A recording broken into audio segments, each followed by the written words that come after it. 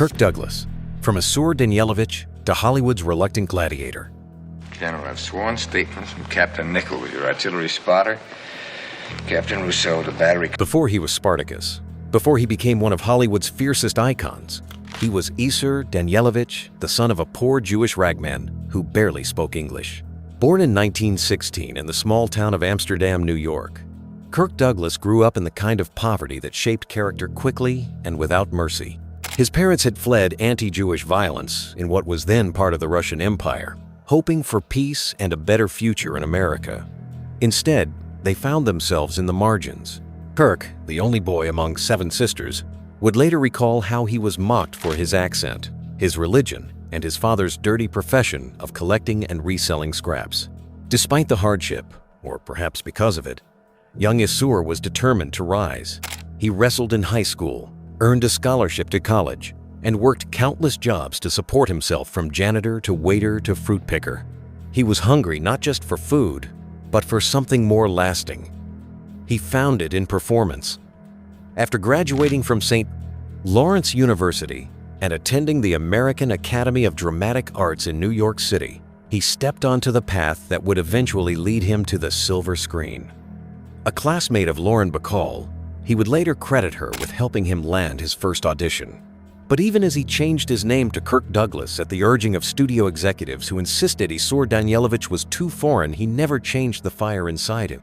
His breakout performance in Champion revealed a raw, unpolished intensity that American audiences hadn't quite seen before. Kirk Douglas didn't smile politely or fit easily into the traditional mold of the matinee idol. There was grit behind his glare, a moral tension just below the surface. That wasn't an accident. Many of the roles he chose throughout his career, fighters, rebels, outcasts, mirrored his own internal battles with identity, injustice, and alienation. He didn't just act, he confronted. In an industry still deeply uncomfortable with openly Jewish stars, Douglas walked a tightrope. He didn't flaunt his background, but he never erased it. Lauren Bacall, the Bronx beauty who whispered with steel. I doubt if even that would help. Now, this business of Dad's, think you can handle it for him? She was the embodiment of cool, a woman whose voice could cut through silence and whose stare became legendary before she even turned 20. But long before she was Lauren Bacall, she was Betty Joan Persky, born in the Bronx in 1924 to Jewish immigrants of Eastern European descent. Her mother, Natalie Weinstein Bacall, traced her roots to Romania. Her father, William Perska, came from Polish-Jewish stock. Their marriage didn't last. He abandoned the family when Bacall was just 6 years old. From then on, it was just Betty and her mother, 2 Jewish women in a working-class neighborhood, carving out a life with grit and pride. Her mother supported them as a secretary, and together they shared a modest apartment and a quiet bond steeped in resilience. From a young age, Betty was drawn to the stage. Theater was her dream, a world of escape and power. She studied at the American Academy of Dramatic Arts in Manhattan and paid her way by modeling and working as a theater usher. Even then, she had the kind of presence that made people stop in their tracks. A classmate of future stars like Kirk Douglas, she carried herself with a self-possession beyond her years. Everything changed in 1943 when her photograph appeared on the cover of Harper's Bazaar. Nancy Hawks, wife of director Howard Hawks, noticed her immediately and urged her husband to bring the young model in for a screen test. What they found wasn't just a pretty face, it was something altogether rarer. Betty's deep voice, made even huskier by nervousness, and her downcast chin created what would become her signature look. Tony Curtis, from the Jewish slums to Hollywood's smoothest rebel. Who said anything about wives? They're fiancés, and that's the way they're going to stay. That way, I have all the advantages of married life without any of its inconveniences. Before he made audiences laugh and some like it hot or gasp in sweet smell of success, Tony Curtis was a boy named Bernard Schwartz, growing up in the hard edges of the Bronx, New York City. Born in 1925 to Hungarian Jewish immigrants, his parents barely spoke English. His father, Emanuel Schwartz, worked as a tailor. His mother, Helen Klein, struggled with untreated schizophrenia. Home life was chaotic, and poverty was constant. By the time he was 8 years old, Bernie and his brothers were briefly placed in an orphanage when his parents couldn't afford to care for them. The neighborhood was tough. Anti-Semitism, economic depression, and social exclusion were part of daily life. But Bernard found refuge in the movies. The big screen promised beauty, elegance, and control, all the things missing from his world. He became obsessed with matinee idols like Cary Grant, studying their mannerisms, their polish. Deep inside, he nurtured a dream not just to escape poverty, but to reinvent himself entirely. World War II interrupted those dreams. At 17, he joined the U.S. Navy, serving in the Pacific on a submarine tender. The experience matured him and toughened his resolve. After returning home, he enrolled at the City College of New York and later studied acting at the Dramatic Workshop under Irwin Piscator, where classmates included Marlon Brando and Harry Belafonte. He soon signed a contract with Universal Pictures and was given a new name, Tony Curtis. The studio had no room for a Bernard Schwartz in its growing roster of American heartthrobs. Edward G. Robinson, the art collector who spoke like a gangster. That trial reopens in exactly 37 hours. And without Conley as a witness, we'll probably be sent back to law school for a refresher course. He became the face of Hollywood's gangsters, sharp-tongued, snarling, and unafraid. Yet off-screen, Edward G. Robinson was anything but a tough guy. Born Emanuel Goldenberg in 1893 in Bucharest, Romania, his earliest memory was of anti-Semitic violence. His brother was nearly killed in a street attack when he was only 4. The family emigrated to the United States shortly after, settling in the crowded Jewish tenements of New York's Lower East Side. English was his third language, after Yiddish and Romanian, and he struggled at first to adapt. But education became his escape. He studied hard, eventually earning a scholarship to City College of New York, and later attended the American Academy of Dramatic Arts. Goldenberg changed his name to Edward G. Robinson as he entered the world of theater, a move encouraged by agents and studios eager to erase ethnic markers from their clients' identities. Still, his distinct features and accent carried traces of his origins.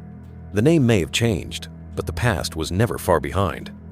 It gave his performances weight, depth, and a simmering intensity that directors quickly noticed.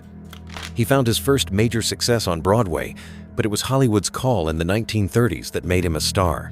In Little Caesar, 1931, he played the role of Rico, a violent mob boss with a Napoleon complex and a voice like gravel. It was a role that would define his public image for decades, despite being far removed from the man himself. Audiences were captivated by his bravado, but Robinson was never comfortable being typecast. In private, he was soft-spoken, reflective, and deeply cultured, a lover of classical music, literature, and most famously, fine art. Paul Muni, the man of 1,000 faces and one enduring identity. Cinch, when are we going to get some more? We get plenty. This business is just waiting for some guy to come and run it right. He was called the man of 1,000 faces. But behind every transformation, there was one constant. Paul Muni never let go of who he truly was. Born Mechelen Meyer-Weisenfreund in 1895 in Lemberg, then part of the Austro-Hungarian Empire, now Lviv, Ukraine, Muni came from a long line of observant Jews. His father was a stage actor in the Yiddish theater tradition, and the family emigrated to the United States when Paul was 7 years old, settling in Chicago. From the start, the world of performance was woven into the fabric of his life, but not in the glittering halls of Hollywood. His earliest stages were dimly lit rooms in Jewish community centers, where stories were told in Yiddish, steeped in memory and meaning. Young Muni began performing alongside his parents, often playing older men thanks to his remarkable skill with makeup and voice control. His ability to vanish into roles made him a standout, and by his teens, he was already a star of the Yiddish theater circuit. He didn't speak English fluently until his 20s, but when he did, it was with a deliberate command, the same precision he brought to every character he played. Broadway came next, then Hollywood. His first screen test at Fox was underwhelming. He didn't look like a leading man. But Warner Brothers saw something deeper. In 1932, he was cast in Scarface, not the version remembered for Al Pacino, but the original, blistering portrayal of a Capone-like figure. Muni's performance shocked critics with its raw energy. He was no matinee idol, he was a chameleon, willing to disappear into ugliness, vulnerability, rage. Melvin Douglas, the gentleman rebel of stage and screen. Drink, I don't object to his having whiskey. Well, something seems to be eating away at your liver. You, Hud. He was never the loudest man in the room, but when Melvin Douglas spoke, people listened. With his smooth baritone and quiet command, he projected elegance, intellect, and charm, the very essence of a Hollywood gentleman. But behind the refined demeanor was a man whose Jewish heritage, political convictions, and personal principles often placed him at odds with the world he navigated. Born Melvin Edward Hesselberg in 1901 in Macon, Georgia, he was the son of Lena Priscilla and Edward Gregory Hesselberg, a concert pianist who had emigrated from Riga, Latvia. His father was Jewish, his mother Protestant, and though Douglas was raised without strict religious adherence, he never denied his background. It was simply part of him, a thread woven through his character, even when it was invisible to others. Douglas's upbringing was nomadic and artistic. His father's career took the family from the American South to Minnesota, and eventually, Douglas followed in creative footsteps. But it wasn't the piano that called him, it was the theater. He worked in stock companies across the Midwest before breaking into Broadway in the late 1920s. By the early 1930s, his suave looks and refined style caught the attention of MGM, which saw in him the perfect foil for strong female leads.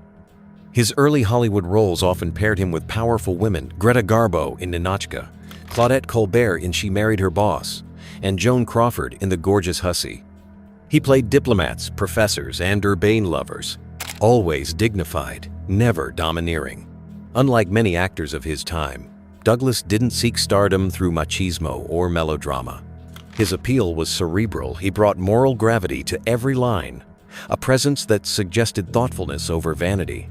But Douglas's true strength lay not just in his acting, but in his courage. In the 1940s, he became politically active, advocating for civil rights and free speech, and campaigning against fascism long before it became fashionable in Hollywood. His wife, Helen Gahagan Douglas, an opera singer turned U.S. Congresswoman, was one of the most prominent female politicians of the era. The couple became targets for their progressive ideals. In 1950, Richard Nixon smeared Helen's Senate campaign with red-baiting attacks, branding her the Pink Lady. Douglas stood by her, even as their careers suffered. He never reclaimed the romantic lead roles of his youth, but in his later years, Melvin Douglas re-emerged as a powerhouse character actor. Sylvia Sydney, the sorrowful star with steel in her spine. Tall, because there's a tremendous value in certain techniques There was something in her eyes, a sadness that never seemed to leave, even when the camera wasn't rolling. Sylvia Sydney had a face built for heartbreak, and Hollywood made full use of it.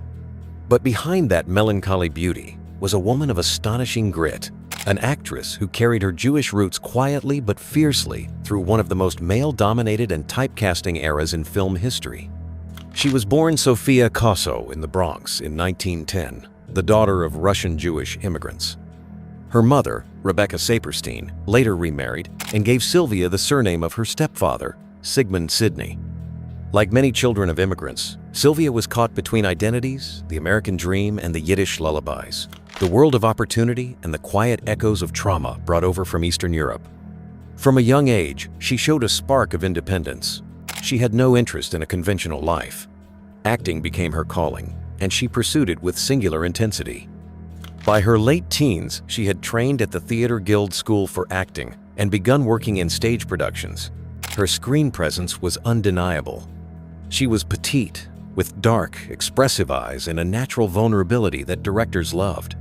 Paramount Pictures signed her in the early 1930s, and soon she became the go-to actress for roles that required pathos: the wronged girl, the suffering wife, the woman caught in a man's criminal world.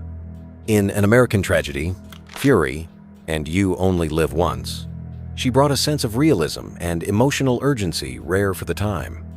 What made her performances unforgettable wasn't just her sadness, it was the defiance just beneath it.